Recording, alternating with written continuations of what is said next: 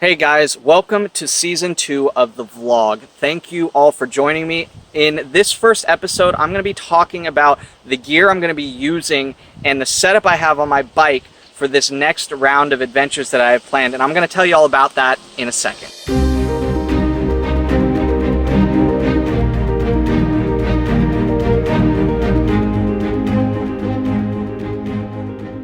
So here is a first look at my gear. First I'm going to go into kind of my camp setup, my sleeping bag, my tent, my sleep system in general, and then I'll leave the other ones for a different episode because truthfully a lot of planning just went into that alone. And I'm going to tell you why it's super important to actually plan this part out a little more than you probably think is necessary. Though bike packing is a lot of fun, there are likelihoods, especially if you're going on the back roads and somewhere like what I'm going to be doing, which is touring the Great Divide. There is kind of this big misconception that you just go and do it and leave everything up to chance and up to adventure and things like that. But truthfully, when you're doing adventures like this, where you're bike packing out in the middle of nowhere, and I mean maybe hundreds of miles from the next water source or the next town, you have to kind of do a little bit of foresight and have a little bit of planning go into a trip like this. So the gear you need is kind of specific. Plan for if there is a problem, how am I going to address it so that when that problem actually arises, you're not caught off guard. So here we go. Let's get into my gear. Enough talking. First thing I'm going to show you is my sleeping bag. So here's my sleeping bag made by a company, a small one called Katabatic Gear.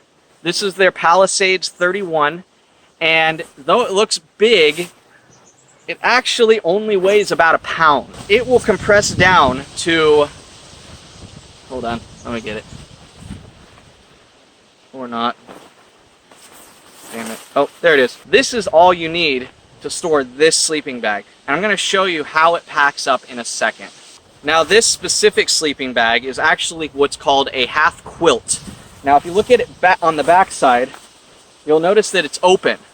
And it does have a couple little fastens to close it up in cold weather, but in general, there's nothing back here. Now the reason being is that these bags are designed to be used in conjunction with a sleeping pad that has insulation to kind of counteract what normally would just be flattened down on the back, which does not keep you warm at all. So a lot of sleeping bag manufacturers like, screw it, we're just going to remove the back because you're probably going to be carrying a pad anyway. All right, you guys are about to trip.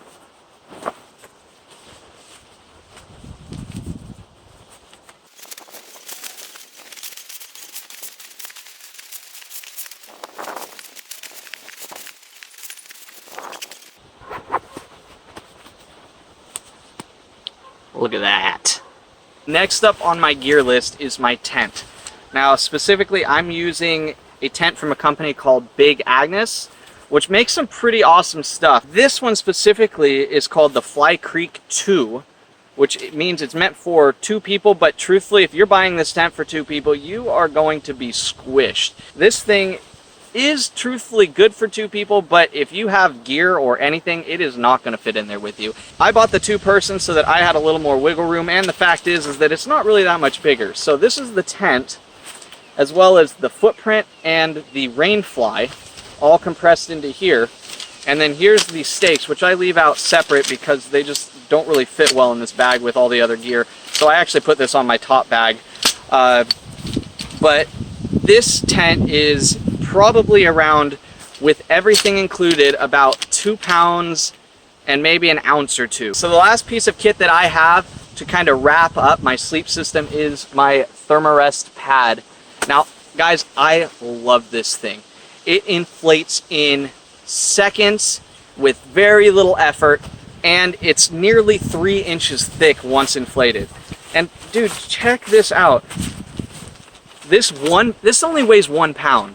And I don't even have it folded up that well, and look at how small it gets. So I'm going to show you why I like this Thermarest pad and why I chose it over other pads like ones also made by Big Agnes, my tent manufacturer, but I ended up going with this one.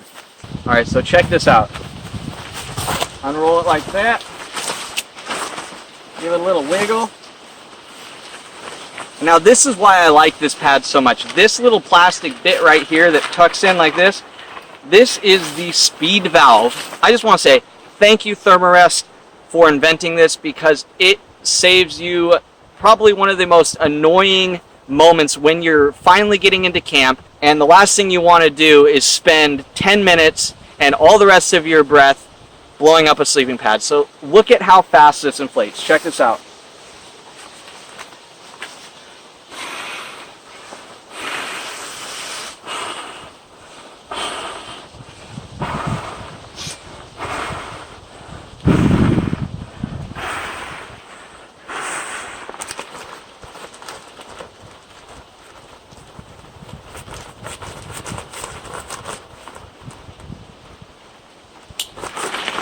Boom, done. That's all it takes, really.